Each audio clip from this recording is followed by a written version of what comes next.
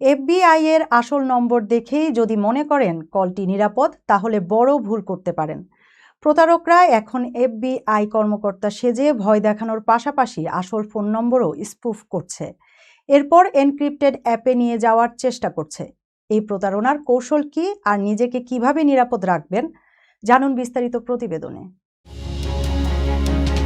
যুক্তরাষ্ট্রে এবার এমন এক প্রতারণার ফাঁদ সামনে এসেছে যেখানে ফোনের ওপাশে থাকা প্রতারক শুধু এফবিআই কর্মকর্তার পরিচয় দিচ্ছে না, ব্যবহার করছে এফবিআই এর আসল ফোন নম্বরও। ফলে সাধারণ মানুষের পক্ষে মুহূর্তেই বোঝা কঠিন হয়ে পড়ছে কলটি সত্যি নাকি ভয়ঙ্কর প্রতারণা। এফবিআই এর বোস্টন ডিভিশন জানিয়েছে প্রতারণার শুরুটা হচ্ছে একটি আর্থিক প্রতিষ্ঠানের কর্মকর্তা পরিচয়ে ফোনের মাধ্যমে।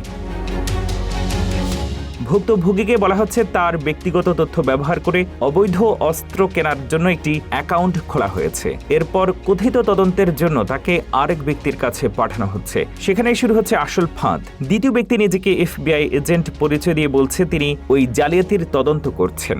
বিশ্বাসযোগ্যতা বাড়াতে ভুক্তভোগীকে এফবিআই এর নম্বর যাচাই করতেও বলা হচ্ছে, কিন্তু কিছুক্ষণ পরেই কলটি কেটে যাচ্ছে।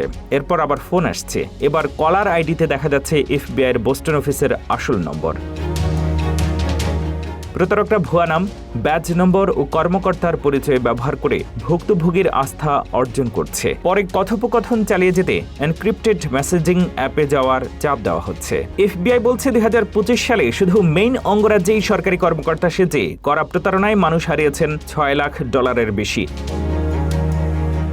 আর পুরো যুক্তরাষ্ট্রে এই ধরনের প্রতারণায় ক্ষতির পরিমাণ ছাড়িয়েছে $79.70 লাখ। সংস্থাটি স্পষ্ট করেছে এফবিআই কখনো ফোন, টেক্সট বা ইমেইলে টাকা দাবি করে না কিংবা গ্রেপ্তারের ভয় দেখিয়ে তথ্য আদায় করে না। তাই এমন কোনো ফোন এলে ভয় নয়, বরং সতর্ক হন। সঙ্গে সঙ্গে কল কেটে দিন এবং কোনোভাবেই ব্যক্তিগত বা আর্থিক তথ্য দেবেন না।